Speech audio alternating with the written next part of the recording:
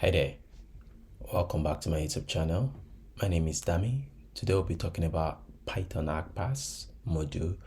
Python Argparse module is a very useful module as it makes writing command line application easy. Right.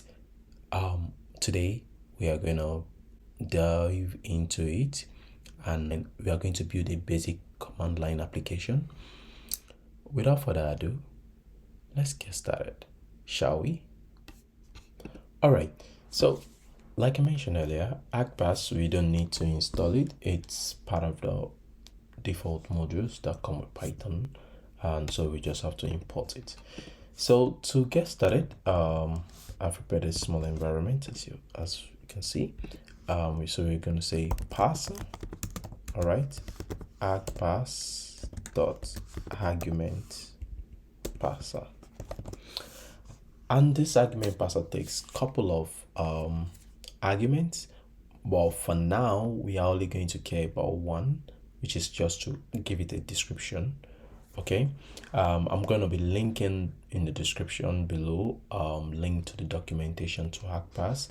I would encourage you to also read through it. It's almost impossible really to actually cover everything there is about Argparse in this tutorial. Give you enough information that you should be comfortable, and reading the documentation should be a lot much more easier for you if you've never used this module before. Anyways, moving on. In this tutorial, like I mentioned in the intro, we are going to be building a small CLI app, and this CLI app is, for this case, we are going to be building an inventory CLI app. Doesn't do much. It adds item to the inventory, and we are also able to read items from the inventory. There is no by adding item to the inventory, in this case we will be writing items to file, as well as showing item in the inventory by reading item from the file that we've written to. So that's objective of what we'll be working on here with Argparse. So that being said, let's give this a description. Say inventory CLI. Okay,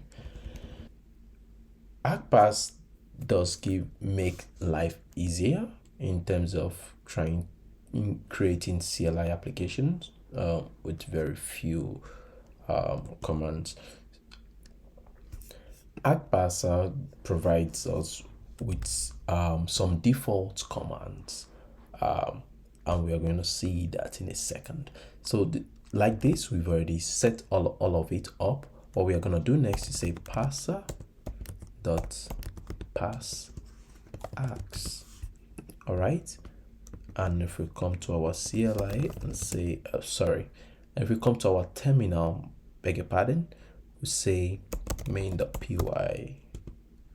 Nothing is seeming to be happening there, but if we do dash help, you see we didn't do, as you can see, we've only added 2 lines of code about Argparse here. The one where we are describing what our CLI is doing, an inventory CLI, let's say inventory, an inventory CLI, an inventory management CLI, right, as you can see, and we've not added any other commands. We've not done anything, and we are getting this for free. The help command, the help option for free. Now, anyways, the thing here is with Argparse, there are 2 types of arguments. We have the positional argument and we have the optional arguments, right? The positional argument are the argument that they are expected to always be present in the as a command, and then every other thing is tacked on to the positional ones as your use case for them would be. In this case, we are going to do something else. We are going to do something about inventory. So we'll do something like parser.add argument, and we add inventory. as a command. And doing this alone would show, if we check back again, our last, and now you can see the positional argument that I mentioned earlier, inventory, and we have options, which is the help that we used earlier that we did not create. Argparse provided that for us right out of the box. Now, this is not very useful right now. There are other things we can do to this inventory command that we've added, and one of them will be to make it descriptive. As you can see here, we just see inventory, even though inventory names is a bit heuristic and maybe you can guess what it is, but that is not actually a very good user experience. So we have an argument called help on the add argument method, and here we can describe what our command does. So we can say inventory command. All right, and now if we come back to our terminal and check it again, you can see we have inventory command. No surprise there. Now we've added a conditional argument called inventory, but we are not done. So let's look at the other side of the type of argument, which is a positional argument as opposed to the conditional one. So the same approach, we can say parser dot add argument. Now the difference here is you can see we just wrote inventory out, but for positional argument you have to use something like this. Say dash dash. Let's say add is the name of the command we are using in this case. Argparse is smart enough to know how it will interpret this flag to become something that we'll see in a minute of how we are going to be using it. Also, it's worth mentioning, this might feel a bit too verbose, depending on your use case or just for user experience. So you can also still add dash. In this case, anything. I'll use a single character because kind of makes sense given the add first character from the word add, right? And the difference here is that you have a single hyphen here, a single dash, and this one you have double dash. So you can think of double dash for the verbose positional argument name, and the single dash for like the short form of it. Just a little detail there. Let's add a message here to make this very useful too for us again. So we say adds item to inventory. All right,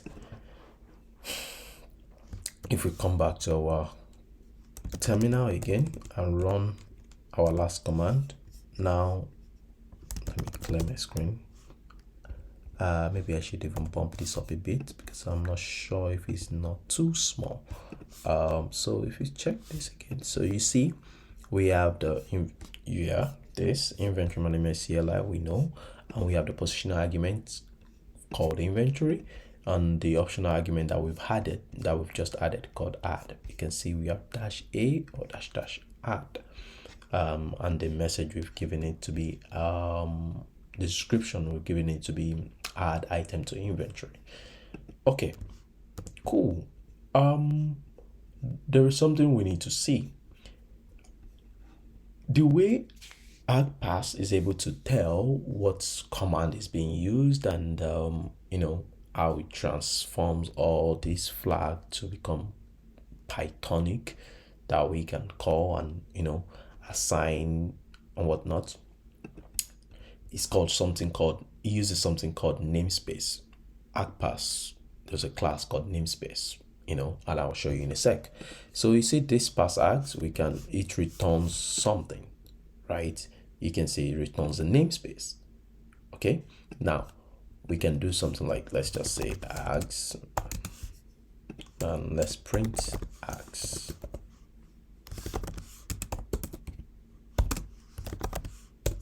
if we print ads, what do we get?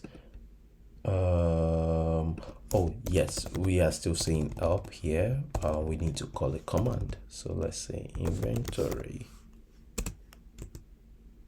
You can see we have ads. This is where we are getting from past ads. You see namespace, inventory, add is none.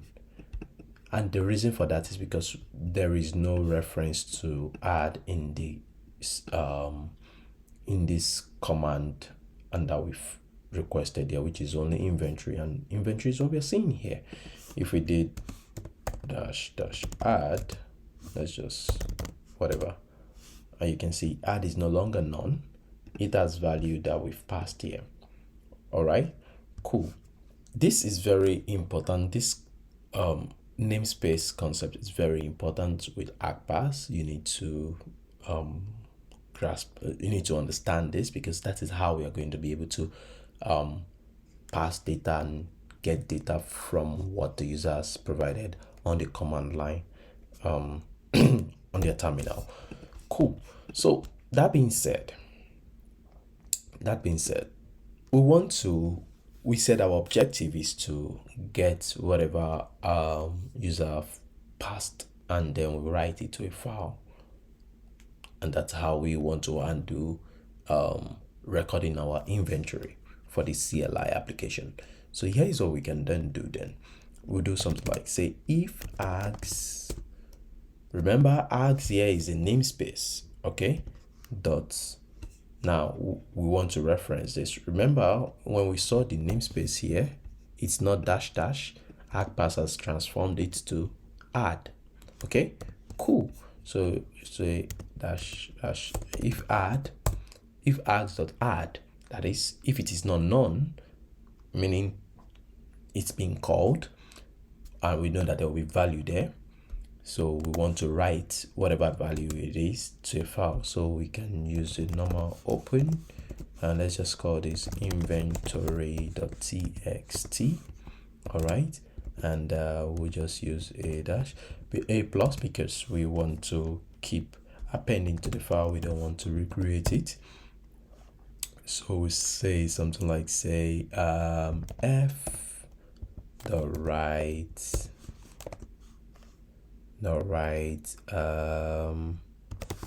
args.add, maybe we just print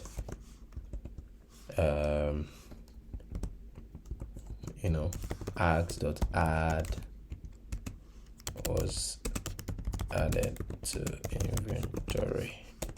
inventory. Okay, so let's clear this out, and let's say I'm assuming I'm managing an inventory for a car dealer here, so I'm gonna be using car names. It can be anything, of course. So add Toyota, and as you can see in this too, we are seeing Toyota, and as you might imagine, we said we should write it to a file called inventory.txt, and if we do ls, you can see we have inventory.txt. Okay, yeah, it is Toyota. Cool, this is nice. There is something else I'd like to show us before we move on. As it is now, we are only going to keep getting one item at a time. So see what I'm saying here. If I did call Toyota, or let's say Honda this time around, Honda, and let's now say I would like to call Lexus. Now we have an issue. There's an error saying that unrecognized argument Lexus. And also, if we looked at if you recall, when we were printing args, it was just a single string that was there. Okay, and I can show you that if I remove Lexus from here and just say Honda, you can see it's just a string, and of course that is what it is as of this point. But here is something we can do, because we don't want to be adding one by one in this case. It could be your use case that would mean the default just works fine for you, but if you needed like a list which is what I would like us to have in this case. We can use, there are other things like the type of argument we want to take, okay, and the number of arguments we want to take. Again, in our case of what we are doing here, the default type is a string, which is pretty fine.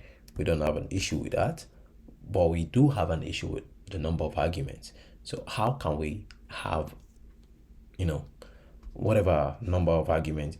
I would like only as many as possible in my case here. So there's another parameter that we can pass here called n-args.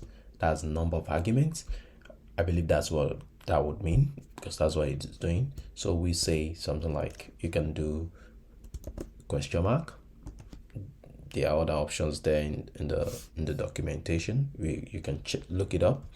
Once again, I'll be adding that in the description below, so you can check it out. For me, I want to use a wildcard called star, because I want a list and I want as many as possible. So by saying star, that means as many as possible, and that would automatically means that it would be returned to me as a list. But also, before we go on, I would like us to add another flag here called required.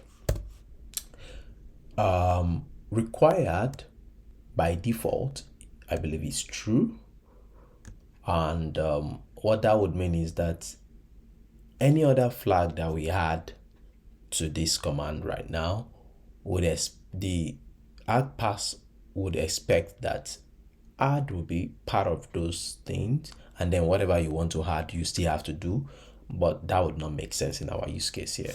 So we are gonna say required is false. That means we can call the inventory command with or without the add flag while calling other flags, so that would be okay.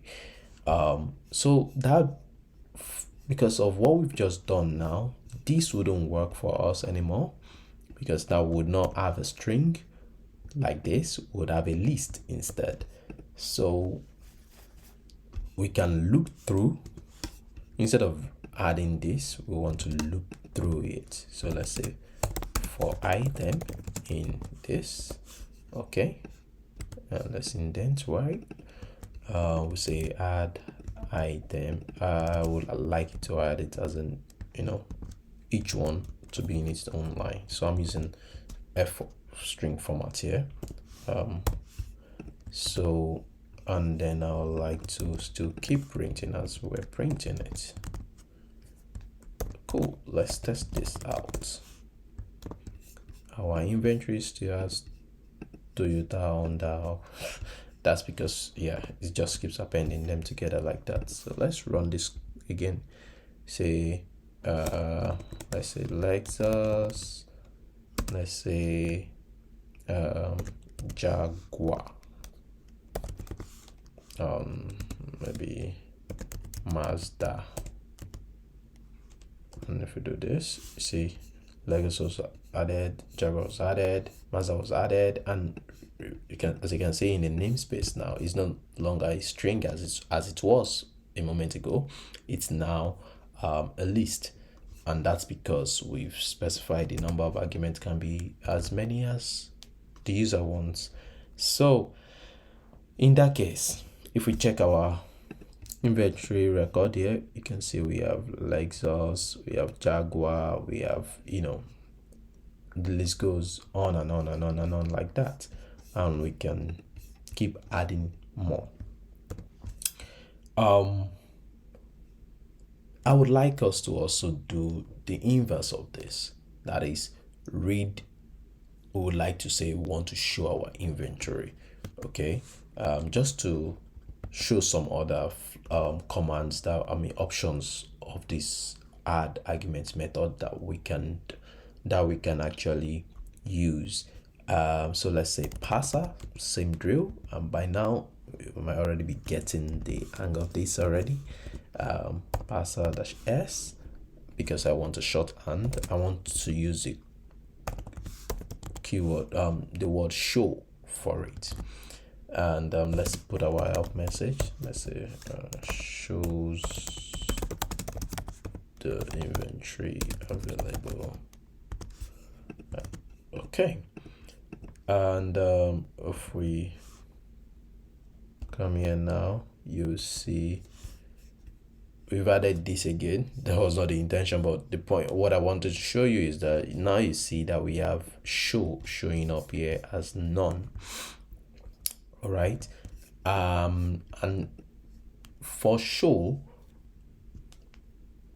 unlike add, we don't want to receive any arguments, any data, any arguments to use in this case.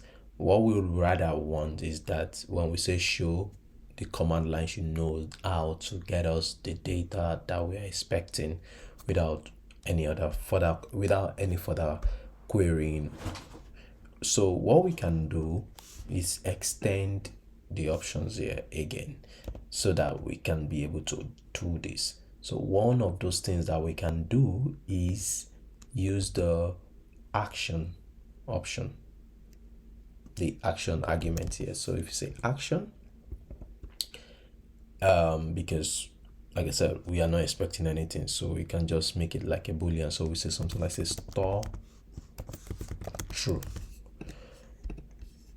That would make this automatically always true. But before we proceed, just like we did previously by making required false, we have to say required false again for this, so that it's not always trying to read, just as when we are trying to add. I don't think that would make sense. At least in this case, it doesn't. So we are going to set that to false. Cool. Now, to the part where it does what it needs to do, we say if args dot show, okay, then we'll read our file again. We'll read it back out. So inventory .txt, we want to be in read mode this time around as f, and we want to, let's make it a bit pretty. Not really. Yeah, you get the idea. Available inventory, so it's readable for us. Just gonna put a bit of breaker there. So, and then we can print out whatever we've read from there. So f.read. So f.read.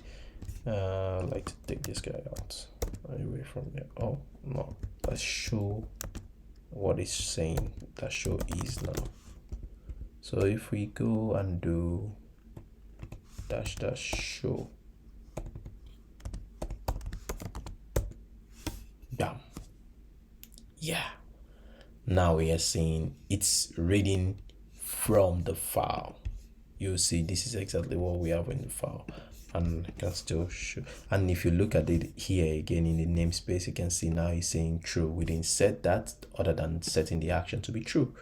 All right, and we can always now we can still do more adding. Let's say we are adding what do we have? We don't have a benzene there, we don't have a Range Rover, and we don't have a Ford. I just want to have new items there, and if we say show, we should have those three. You can see Benz, Range Rover, Ford. And yeah, that is how easy Argparse can make writing CLI be. You can see it's quite straightforward, quite intuitive in a way. I think it's quite intuitive to a degree. It's not very difficult to get started with, and it makes your life quite easy. You can literally just tack this onto like your script or anything. As I can imagine that you can see a lot of use cases to how you might use this in your current or future projects. Thanks for watching. If you have anything you'd like to share or comment or feedback, feel free to drop your comment in the comment section, and I'll do well to respond to you promptly. Do like, share this video with your friends, and very important, remember to press the subscribe button. Thank you for watching. Until the next one, cheers, peace.